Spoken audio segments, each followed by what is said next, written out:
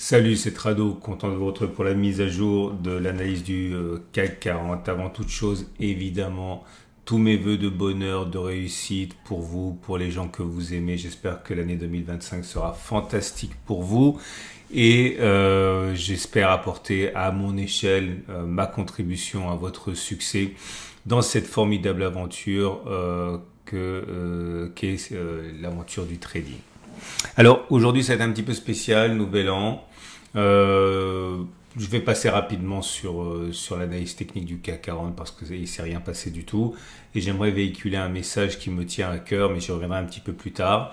On va commencer comme d'habitude par les marchés américains, où il ne s'est rien passé de fondamentalement important. On a eu une attaque, hein, je vous montre le SP500.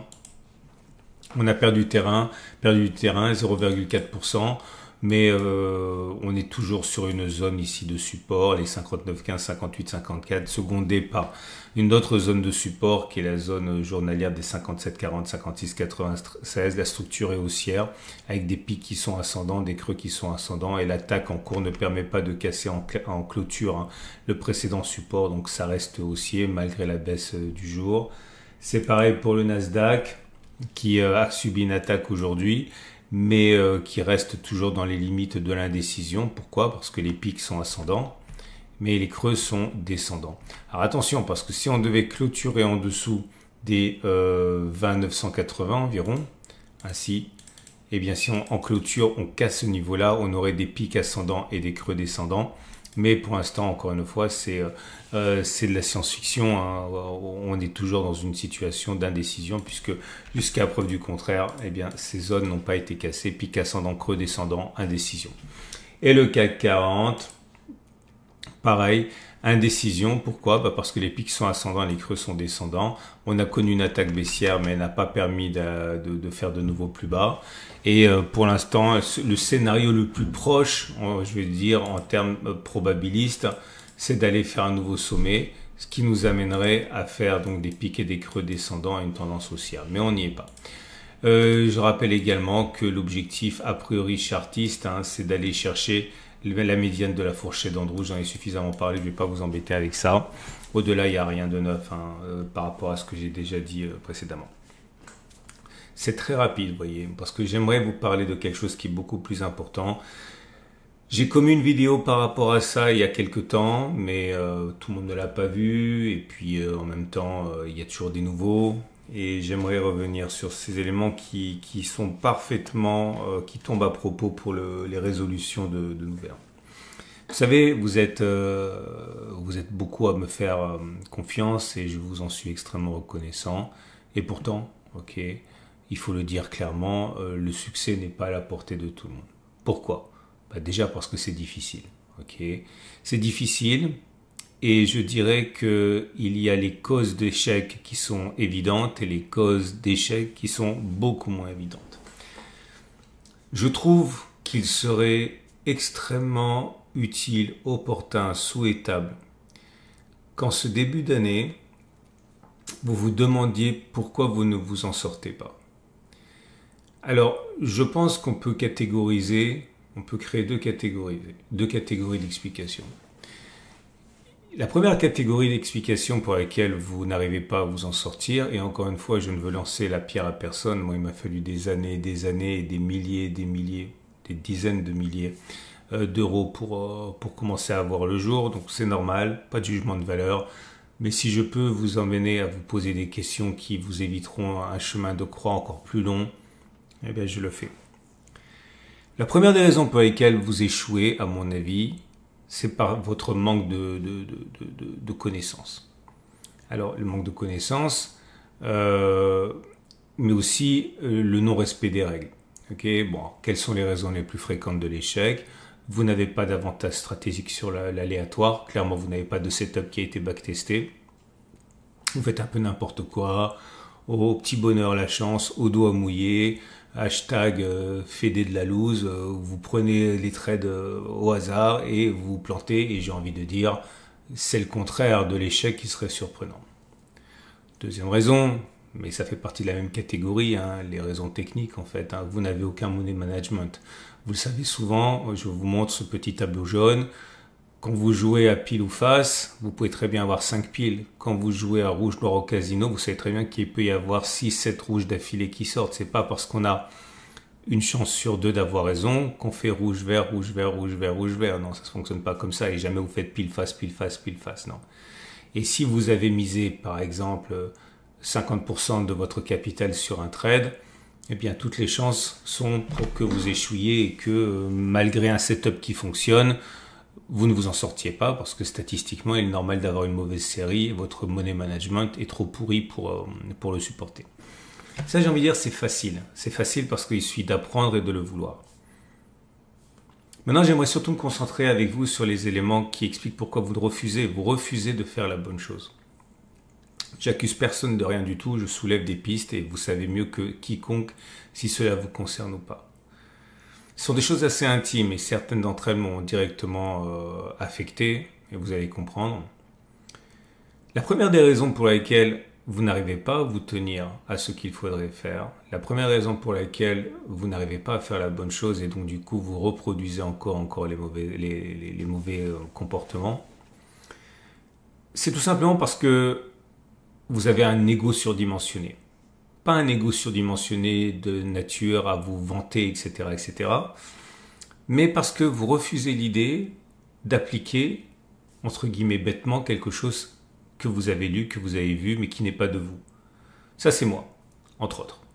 C'est-à-dire que pendant très longtemps, trop longtemps, j'avais en face de moi des stratégies qui fonctionnaient, qui avaient été élaborées par des personnes qui avaient plus d'expérience que moi, mais il fallait impérativement que j'y ajoute une touche personnelle parce que je ne voulais pas me satisfaire de quelque chose qui n'avait pas été créé par moi. Je voulais, dans un manque d'humilité criant, être l'artisan de ma réussite. Et le fait d'adopter à 100% quelque chose qui existait, qui a été fourni par quelqu'un d'autre, et bien quelque part ça m'enlevait de l'aura, ça m'enlevait du mérite et je voulais pas. Donc je continuais à rajouter des éléments ou à modifier un petit peu simplement pour pouvoir de manière encore une fois vile eh bien prétendre que j'étais aux commandes du bateau qui m'avait amené au succès alors que finalement voilà, ça a été simplement de l'errance pendant beaucoup de temps. Problème d'ego. Deuxième raison pour laquelle éventuellement vous êtes dans une situation où vous ne faites pas la bonne chose, c'est une sorte de syndrome de Peter Pan. Vous savez ce que c'est que le syndrome de Peter Pan? C'est l'adulte qui veut pas grandir et qui reste bloqué sur un comportement d'enfant. Bon, c'est tous les cas presque psychiatriques, psychotiques, ou appelez ça comme vous voulez, d'adultes qui vont dormir avec un doudou, et j'en passe. Pas de jugement de valeur encore une fois, hein, mais bon, ce sont des cas qui sont rares mais qui existent. Le syndrome de Peter Pan, l'adulte qui veut pas grandir et qui refuse obstinément de faire la bonne chose parce qu'il refuse obstinément d'être sevré de sa situation d'enfant. Mais là, je vais m'arrêter ici parce que je suis pas du tout psychologue, je maîtrise pas ça, mais ce sont des choses qui arrivent. C'est la personne qui va faire un caprice et qui refuse de faire la bonne chose comme elle peut refuser de manger ses épinards. Peut-être que c'est vous. La troisième raison, c'est quelque chose qui est connu beaucoup plus aux États-Unis qu'ici, mais qui n'est pas un concept américain. C'est le concept de self-sabotage, d'auto-sabotage. Ça, c'est quelque chose qui est grave, encore une fois, pas au niveau moral, mais au niveau des répercussions. C'est le cas de la personne qui, pour une raison ou une autre, va se saborder. Les exemples sont légion. C'est la personne qui va rouler à 200 sur l'autoroute alors qu'elle sait très bien qu'elle augmente considérablement les chances de mourir.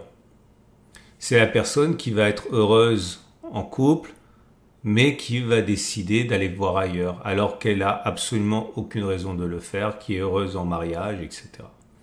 C'est la personne qui va prendre des risques à un moment ou à un autre sachant pertinemment que c'est stupide, que ça n'a aucun intérêt et que le prix à payer va être énorme, mais voilà. Vous pouvez aussi insulter votre patron, faire un doigt d'honneur à un flic. Tous ces éléments rentrent dans la catégorie du self-sabotage. Et en trading, c'est la personne qui va obstinément s'acharner à faire régulièrement la mauvaise chose qui va transformer une série, une semaine, 2 semaines, une série de gains en énormes pertes, en faisant systématiquement la mauvaise chose à un moment ou à un autre. Des cas psychologiques ont été étudiés, ce sont des gens qui peuvent aussi être victimes du syndrome de l'imposteur, des personnes qui considèrent qu'ils ne méritent pas de réussir, donc ils vont se saborder. Là encore, on rentre dans le domaine de la psychologie que je ne maîtrise pas. Et peut-être que c'est vous. Et de manière générale, et pour terminer, j'ai envie de dire que le plus important, c'est de bien comprendre cette maxime, cette formule d'un grand trader qui a dit un jour, tout le monde vient chercher et tout le monde va trouver ce qu'il est venu chercher en trading. C'est-à-dire que si vous êtes venu au trading pour devenir riche, il est très plausible que vous réussissiez, alors je ne sais pas si vous allez devenir riche, mais vous allez réussir à gagner de l'argent parce que c'est ça qui est dans votre esprit. Si vous êtes venu dans le trading chercher la lumière pour pouvoir ensuite vous pavaner sur les réseaux sociaux comme votre serviteur, si c'est ça qui vous guide, vous allez sans doute l'obtenir aussi. Vous allez faire quelques trades, vous allez ensuite mettre des posts de vous en maillot de bain ou sans maillot de bain à Dubaï ou dans une île exotique et vous allez comme ça respirer la célébrité. Vous allez réussir aussi à faire ça. Si vous êtes venu vous saborder, vous êtes sur une autoroute pour vous saborder. Si vous êtes venu ici pour briller en société, pour dire « je suis trader », vous allez réussir à le faire aussi. Mais tout le monde a une bonne raison de venir au trading et s'il le fait dans cette optique, il va généralement l'obtenir. Que ce soit de l'argent, que ce soit attirer la lumière, ou que ce soit, encore une fois, se saboter. Tout cela est juste pour vous dire quoi? Évidemment, pas pour vous juger, ça n'apporterait pas grand-chose, mais pour vous faire comprendre que la réussite en trading est à la fois beaucoup plus proche et beaucoup plus lointaine que vous le pensez, généralement. Vous connaissez l'adage, l'échec est sur la même route que le succès. Ok, le succès est juste un petit peu plus loin. Bref, les échecs, tomber, se relever, c'est normal. On échoue plus souvent que l'on réussit et la réussite finalement c'est le bout du voyage. Ok. Si votre problème il est technique, si votre problème il est de ne pas avoir de setup, etc., faites-moi confiance, c'est très simple. Ok, une intelligence moyenne est capable de trouver un setup, je vous en donne tout le temps. Pourtant, vous savez bien que la plupart d'entre vous n'appliqueront jamais les principes les plus simples parce que, pour des raisons qui vous incombent, mais le succès sur le plan technique est simple. Il ne faut pas être un génie pour être un trader, il faut avoir une intelligence moyenne.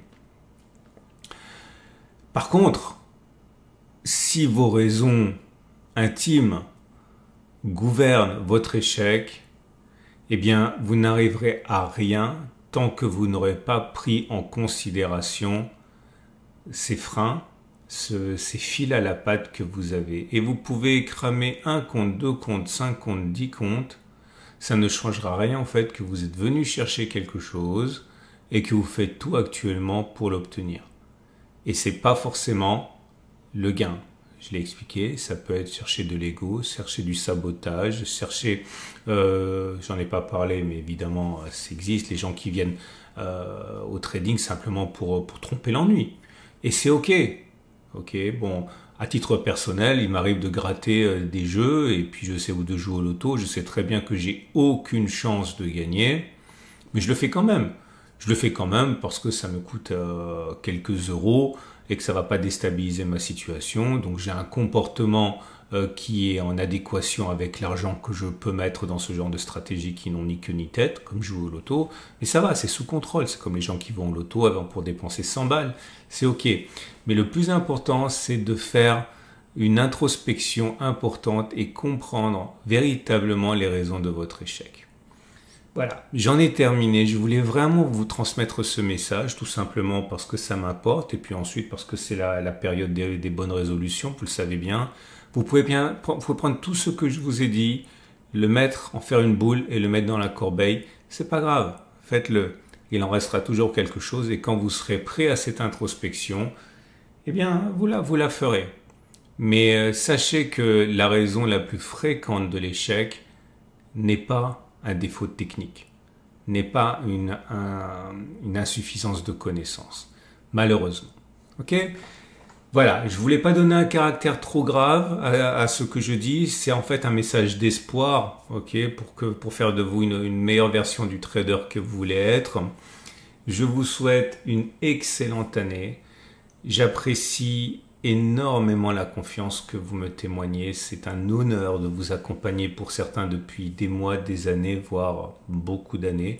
J'en connais beaucoup parmi vous qui viennent simplement, comme on vient voir un pote, et voir, s'assurer que tout va bien, qu'on a bien tout vu, etc. Vous me faites un honneur immense et je vous en suis extrêmement reconnaissant. Je vous souhaite encore une très belle année et on se voit en 2025 pour de nouvelles aventures.